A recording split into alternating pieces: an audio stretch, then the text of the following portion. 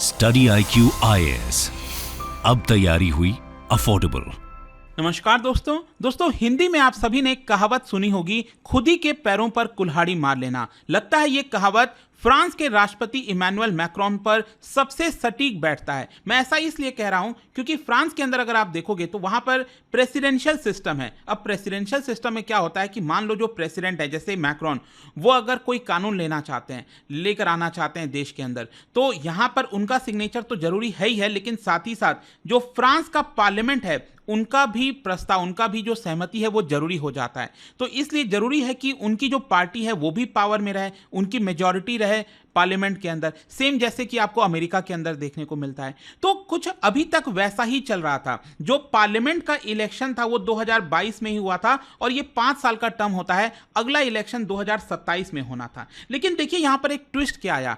Twist ये आया, recently आपको याद होगा पूरे यूरोपियन यूनियन का इलेक्शन हुआ था। यूरोपियन यूनियन मतलब जितने भी देश हैं उनके जो पॉलिटिकल पार्टीज हैं वो भी चुनाव में लड़ते हैं और ज्यादा से ज्यादा अपने कैंडिडेट्स को यूरोपियन यूनियन की जो पार्लियामेंट है वहां पर भेजने की कोशिश करते हैं। तो ये जो चुनाव हुआ था उसमें ये देखने को मिला, फ्रांस के अंदर जो फार राइट पार्टी है, देखो मैं आपको बताऊंगा फार लेफ्ट फार राइट ये सब हम डिस्कस करेंगे आगे, लेकिन फ्रांस के अंदर जो फार राइट वाली पार्टी है, राइट विचारधारा वाली पार्टी है, उनकी काफी बड़ी जीत होती है इस यूरोपियन यूनियन वाले इलेक्शन में, जो कि मैक्रोन को बिल्कुल भी पसंद नहीं आया। और इसीलिए उन्होंने यहां पर यह कहा कि मैं चाहता हूं कि फ्रांस के अंदर पार्लियामेंट का इलेक्शन कंडक्ट कराया जाए। देखो कंडक्ट कराने की कोई जरूरत नहीं थी, उनके ऊपर कोई प्रेशर नहीं था, लेकिन यहां पर उन्होंने नैतिकता दिखाते हुए यह कहा कि मैं चाहता हूं कि जिस तरह से अभी यूरोपियन यूनियन का इलेक्शन हुआ है कि क्या पब्लिक उनके पार्टी पर भरोसा करती है कि नहीं, इसकी वजह से उन्होंने ये पार्लियामेंट का इलेक्शन बुला लिया।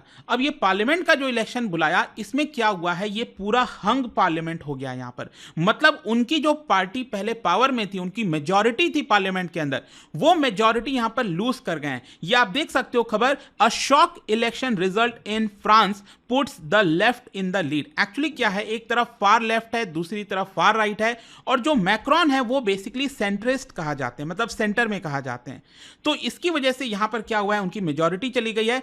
अब फ्रांस के अंदर एक पॉलिटिकल टर्मोइल आ गया है। आगे क्या होगा, किस तरह से चीजें चलेंगी, किसी को नहीं पता। ओवरऑल मैं आपको इसके बारे में डिस्कस करके बताऊंगा कि एग्जैक्टली हुआ क्या है। काफी कुछ आपको जानने को मिलेगा। चलिए आगे बढ़ते हैं, लेकिन उससे पहले मैं आप सबको बता दूं, आज से हमारा जो जीएस फाउंडेशन का नया बैच है 2025 यूपीएससी के लिए, वो स्टार्ट हो रहा है। मतलब ऐसा बैच जिसके अंदर आपको प्रीलिम्स मेंस इंटरव्यू सब कुछ की कंप्लीट प्रिपरेशन कराई जाती है। ज्वाइन करने के लिए हमारे वेबसाइट ऐप पर जाइए या फिर कमेंट सेक्शन में लिंक है और आपको यूज करना है ये कोड अंकित लाइव, ताकि आप मैक्सिमम जो डिस्काउंट है वो ले सकें। और इसके अलावा अगर आप एमसीक्यूज अटेम्प्ट करना चाहते हैं तो मेरे इंस्टा पेज पर जाइए, वहां पर स्टोरीज में जितने भी एमसीक्यूज हैं उसको भी आप अटेम्प्ट कर पाएंगे।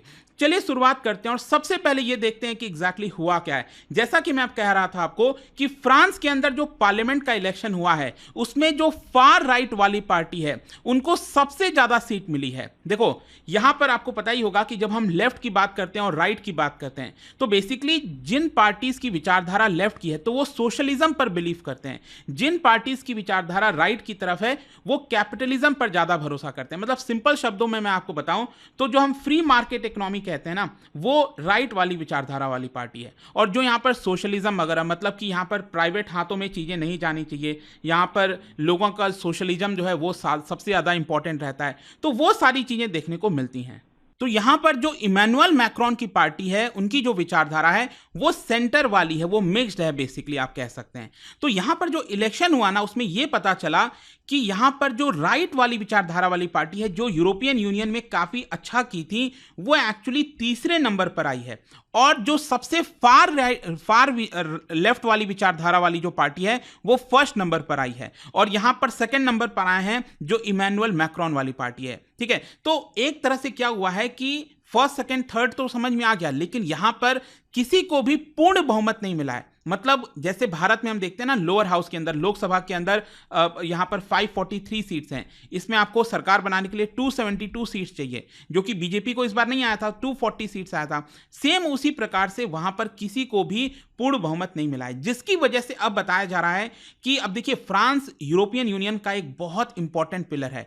फ्रांस के अंदर इस तरह के इश्यूज आएंगे तो पूरे यूरोपियन यूनियन के ऊपर असर करेगा। और आपको पता ही है अगले साल पेरिस में ओलंपिक भी होना है, तो बहुत सारी चीजें हैं। इन्हीं सारी चीजों के बीच ये पूरा पॉलिटिकल इश्यूज अब आपको देखने को मिल रहा है। इनफैक्ट अभी रिसेंटली आपको याद होगा यूके के अंदर क्या हुआ था, यूके में भी अगर आपको याद हो अभी लेबर पार्टी जीत कर आई है और वहां पर जो नए प्राइम मिनिस्टर बने हैं कीर स्टारमर, तो वो लेफ्ट विचारधारा वाले हैं, और यहां पर जो कंजर्वेटिव पार्टी से बिलोंग करते थे ऋषि सुनक, वो राइट विचारधारा वाले हैं। तो यहां तक आप आई होप आप समझ गए होंगे। तो बेसिकली क्या है कि ये जो पॉलिटिकल टर्मोइल हुआ इसकी वजह से फ्रांस के अंदर जो इकोनॉमी है, उसका जो मार्केट है, वो काफी ज्यादा इंपैक्ट हो सकता है, और अल्टीमेटली इसका जो इंप्लीकेशन है वो अभी रशिया यूक्रेन का वॉर चल रहा है उधर देखने को मिल सकता है। ग्लोबल डिप्लोमेसी में चेंजेस आ सकते हैं, जो यूरोप की इकोनॉमिक स्टेबिलिटी है वो कहीं ना कहीं खतरे में आ सकती है। खैर जो भी है, यहां पर जो मैं आपको बता रहा था कि जो इमैनुअल मैक्रोन ने गैम्बल खेला कि मैं यहां पर वापस से एक चुनाव कराऊंगा पार्लियामेंट का, वो कहीं ना कहीं ऐसा लगता है बैकफायर हो गया है। और यहां पर अगर आप देखोगे बताया ये जा रहा है कि 577 सीट हैं टोटल वहां की लोअर हाउस में, नेशनल असेंबली में, और आपको चाहिए कम से कम मेजॉरिटी के लिए 289 सीट्स। तो मैं आपको बता दूं किसी को भी 289 सीट्स नहीं मिली है। इनफैक्ट जो सबसे पहले नंबर की पार्टी है फार लेफ्ट वाली पार्टी, उसको भी लगभग 180 सीट्स मिली है। खैर मैं आपको इसके बारे में बताता हूं। सबसे पहले एक बार फ्रांस के अंदर वोटिंग प्रोसेस कैसे होता है मैं आपको बता देता हूं। देखो, जैसे भारत के अंदर अपर हाउस और लोअर हाउस है, राज्यसभा, वैसे ही फ्रांस के अंदर यहां पर राज्यसभा को कहते हैं सेनेट, ठीक है, ये सेनेट है। और जो लोअर हाउस है हमारे यहाँ लोकसभा, वैसे ही वहां पर उसको कहा जाता है नेशनल असेंबली। तो ये राइट में जो आप देख रहे हो नेशनल असेंबली, हमारे यहाँ पर 543 सीट्स हैं, वहां पर आप देखिए तो 577 सीट्स हैं। तो जाहिर सी बात है कि यहां पर मेजॉरिटी के लिए कितना चाहिए, 289 सीट्स चाहिए। अब देखिए वहां पर इलेक्शन कैसे होता है मैं आपको बताता हूं। ये जो लोअर हाउस आप देख रहे हो नेशनल असेंबली, वहां पर 2 राउंड का सिस्टम होता है। अब इस बार जो 2 राउंड होने थे, एक तो 30 जून को हुआ था और अभी ये कल हुआ था, 7 जुलाई को हुआ था। अब देखिए क्यों ये 2 राउंड होता है मैं आपको बताता हूं। हमारे यहां पर तो क्या है, first past the post system है। हर एक सीट के ऊपर जिस भी कैंडिडेट को सबसे ज्यादा वोट मिलता है वो कैंडिडेट जीत जाता है। जैसे मान लो अगर 5 कैंडिडेट खड़े हुए हैं, एक को 35% वोट मिला, दूसरे को 30% वोट मिला, तीसरे को 15% वोट मिला, लेकिन यहां पर सबसे ज्यादा किसको मिला, 35% जिसको वोट मिला, तो वो कैंडिडेट जीत गया उस सीट से। लेकिन फ्रांस के अंदर क्या है कि आपको कम से कम 50% से ज्यादा वोट चाहिए होता है, तभी आप इलेक्शन जीतोगे। तो यहां पर क्या हुआ था कि जो पहला राउंड ऑफ वोटिंग हुआ था 30 जून को, उसमें क्या हुआ है कि सिर्फ 76 ऐसे कैंडिडेट्स थे जिनको 50% से ज्यादा वोट मिले थे। और देखिए यहां पर सरप्राइजिंग क्या था, सरप्राइजिंग ये था कि इसमें से 76 में से लगभग आधे से भी ज्यादा, लगभग 39 की संख्या में ऐसे कैंडिडेट्स जीते थे जो कि फार राइट विचारधारा वाले पार्टी से बिलोंग करते हैं।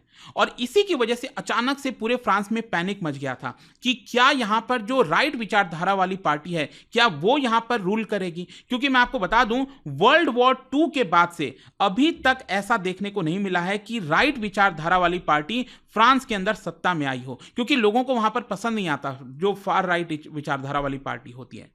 और इसीलिए देखिए यहां पर क्या होता है कि 30 जून के बाद जब कल वापस से सेकेंड राउंड ऑफ वोटिंग हुआ 7 जुलाई, अब देखिए मैंने आपको क्या बताया, 577 सीट्स में से 76 सीट्स का पहले राउंड में नतीजा निकल गया, क्योंकि 76 जो कैंडिडेट जीते थे उनको 50% से ज्यादा वोट मिला था। अब यहां पर जो कल इलेक्शन हुआ है वो टोटल 501 सीट पर होना था। अब ये होता कैसे है, क्योंकि 501 सीट पर जो पहली 2 पार्टीज हैं जो यहां पर सबसे ज्यादा वोट जिनको मिला है वो चुनाव में उतरती हैं। और ऑब्वियस सी बात है अगर 2 ही कैंडिडेट हैं तो उनको किसी ना किसी को तो 50% से ज्यादा वोट मिलेगा। तो यहां पर दूसरा राउंड ऑफ वोटिंग हुआ है। इस तरह से सब कुछ चलता है। अब क्वेश्चन ये है कि ये जो पूरा इलेक्शन हुआ उसमें किसको कितना सीट मिला, मैं आपको दिखाता हूं। जो सबसे फार लेफ्ट वाली पार्टी है, ये रेड कलर में आप देख सकते हो, यहां पर इनको सीट मिला है करीब 180 के आसपास। ये जो आप देख रहे हो येलो कलर में, ये बिलोंग करता है मैक्रोन की पार्टी को। इनको जो सीट मिला है करीब 160 के आसपास। अब देखिए मैक्रोन की जो पार्टी है वो एक्चुअली उसको रेनेसां पार्टी कहा जाता है, लेकिन उनका भी कोलिशन है, इसीलिए रिन्यू एंड अलाइज है। और जो लेफ्ट वाली पार्टीज हैं इसमें भी बहुत सारे पार्टीज हैं एक्चुअली, न्यू पॉपुलर फ्रंट, और इस तरह मतलब इनका एक फ्रंट बनाया गया। जैसे भारत के अंदर आपने देखा ना इंडिया ब्लॉक बनाया गया था जिसमें कांग्रेस, समाजवादी पार्टी, बहुत सारे पार्टीज थे। उसी प्रकार से वहां पर भी जो लेफ्ट विचारधारा वाली पार्टी है उन्होंने पूरा अपना एक ब्लॉक बना लिया न्यू पॉपुलर फ्रंट करके। और जो सबसे राइट विचारधारा वाली पार्टी है इनका जो कोलिशन बना था यह है आपका नेशनल रैली एंड अलाइज, और इनको टोटल लगभग 140 मतलब आई थिंक शायद 142 के आसपास इनको टोटल सीट्स मिला है। और इसमें जो सबसे राइट विचारधारा वाले लीडर हैं आपको पता ही होगा, रिसेंटली काफी नाम सुनने में आ रहा था, मरीन ली पेन, ठीक है, ये सबसे राइट विचारधारा रखते हैं। तो यहां पर जैसा कि आप देख सकते हो, किसी भी कोलिशन को, किसी भी पार्टी को, कोलिशन को 289 सीट्स नहीं मिला है, जो कि मेजॉरिटी से बहुत कम है। जो सबसे फार लेफ्ट विचारधारा वाली पार्टी है उसको सिर्फ 180 के आसपास ही सीट्स मिला है। तो ये जो रिजल्ट आया, इसका मतलब क्या, देखो इसका मतलब ये है कि जब पहला राउंड ऑफ इलेक्शन हुआ था तो फ्रांस के अंदर पैनिक हो गया था अचानक से। जो लोग हैं वो परेशान हो गए थे कि क्या वर्ल्ड वॉर 2 के बाद से एकदम राइट विचारधारा वाली पार्टी सत्ता में आ सकती है, ऐसा भी हो सकता है। तो अचानक से सारे लोग गए और वोटिंग किए सेकेंड राउंड ऑफ इलेक्शन में, और कहीं ना कहीं ऐसा लगा कि पुश किया गया है कि जो लेफ्ट पार्टीज हैं उनको कैसे ना कैसे करके जिताया जाए। अगर उनको नहीं जिताया जाएगा तो राइट विंग वाली जो पार्टी है वो सत्ता में आ जाएगी। खैर, मैं आपको बताता हूं, ये जो पार्लियामेंट का इलेक्शन होता है उससे ये डिसाइड किया जाता है कि फ्रांस का प्राइम मिनिस्टर कौन होगा। अब देखिएगा, भारत के अंदर जो सबसे पावरफुल, वैसे तो प्रेसिडेंट ही है हमारे यहां, लेकिन जो एक्चुअल पावर है भारत के अंदर किसके पास है? प्राइम मिनिस्टर के पास है, हम सबको पता है। उसी प्रकार से फ्रांस के अंदर आप देखोगे तो सबसे ज्यादा पावर उनके प्रेसिडेंट के पास होता है। लेकिन क्या है कि अभी मैं आपको बताता हूं, ये आप देख सकते हो, फ्रांस के अंदर जो इस समय प्राइम मिनिस्टर थे गैब्रियल अटल, ये आप देख सकते हैं अगेन गैब्रियल अटल। और मैं आपको बता दूं, ये सबसे यंगेस्ट प्राइम मिनिस्टर बने थे फ्रांस के, और ये डायरेक्टली मैक्रोन के द्वारा ही बनाया गया था, क्योंकि उन्हीं के पार्टी से बिलोंग करते थे, उनके पार्टी को पार्लियामेंट में मेजॉरिटी मिली थी। तो मैक्रोन ने यहां पर सबसे यंग प्राइम मिनिस्टर फ्रांस के अंदर बना दिया। लेकिन क्योंकि अब उनकी मेजॉरिटी चली गई है तो गैब्रियल अटल ने यहां पर रेजिग्नेशन दे दिया है, क्योंकि ऑब्वियस सी बात है, अब देखना होगा कि जो नया पार्लियामेंट बना है उसमें कैसे कोलिशन काम करती है। क्योंकि अब देखना होगा, देखिए यहां पर प्राइम मिनिस्टर कौन होगा वो अल्टीमेटली तो मिलजुल कर ही बनाएंगे ना। अब जैसे कि मैंने आपको रिजल्ट में दिखाया कि जो लेफ्ट विचारधारा वाली पार्टी है और यहां पर जो ये जो मैक्रोन की पार्टी है, अगर वो एक साथ आ जाएं तब तो यहां पर वो सरकार बना लेंगे। लेकिन अब देखने वाली बात होगी कि क्या वो एक साथ आते हैं कि नहीं, क्योंकि मैक्रोन की पार्टी का मैं देख रहा था, उनमें से बहुत सारे जो लोग हैं, उनके जो मेंबर्स हैं, वो कह रहे थे कि हम लेफ्ट के साथ नहीं जाएंगे। जैसे हम राइट के साथ नहीं जा सकते वैसे ही हम लेफ्ट के साथ भी नहीं जा सकते। ये दोनों बहुत फार वाली पार्टी हैं, एक्सट्रीम पार्टीज हैं, हमें उनके साथ नहीं जाना चाहिए। तो आई होप अब आपको समझ में आ गया होगा कि फ्रांस के अंदर इतना इशू अब क्यों आ गया है। क्योंकि ये जो चुनाव हुआ है, और जैसा कि मैं आपको बोल रहा था, ये चुनाव कराने की जरूरत नहीं थी। इमैनुअल मैक्रोन चाहते थे 2027 तक मेजॉरिटी के साथ सत्ता में बने रह सकते थे। वो प्रेसिडेंट तो है ही है, उसमें कोई डाउट नहीं है, प्रेसिडेंट रहेंगे। लेकिन आपको कोई भी कानून लाना है, बिल पास कराना है, तो आप कैसे करोगे? अब बहुत इश्यूज आने वाला है। तो यही पूरा वीडियो था दोस्तों, आई होप कि आपको समझ में आया होगा। और जाने से पहले एक इंटरेस्टिंग क्वेश्चन, क्या बता सकते हो कि फ्रांस के अंदर इस समय कौन सा रिपब्लिक चल रहा है? क्या होता है ना, फ्रांस में आप देखोगे पिछले कई दशकों से जो उनका कॉन्स्टिट्यूशंस वगैरह है वो काफ़ी चेंज होता गया है, कई बार चेंज होता गया है, और नया रिपब्लिक सामने आता है, नया कॉन्स्टिट्यूशन सामने आता है। तो यहाँ पर आपको बताना है कि कौन सा रिपब्लिक इस समय फ्रांस के अंदर चल रहा है। इसका राइट आंसर आप सबको पता है, मेरे इंस्टाग्राम पर तो मिलेगा ही। वहाँ पर अगर आप नहीं हो कोई बात नहीं, टेलीग्राम से ले सकते हैं इसका सही उत्तर। मैं कई सारे जो MCQs हैं वो यहाँ पर स्टोरीज में डालता रहता हूँ। अगर आपको PDF चाहिए तो टेलीग्राम पर आइए, अलग अलग सोशल मीडिया पर आप जुड़ पाओगे। और जैसा मैंने आपको बताया, अगर आप UPSC की तैयारी कर रहे हैं, ये वाला बैच ले सकते हैं बाई ज्वाइनिंग, क्योंकि आज से ही हमारे बैच स्टार्ट हो रहे हैं। Using this code Ankit live you will also get maximum discount. And I hope कि वीडियो आपको पसंद आया होगा। मिलता हूं आपसे next time. Till then thank you very much, see you soon. Study IQ IAS, अब तैयारी हुई अफोर्डेबल।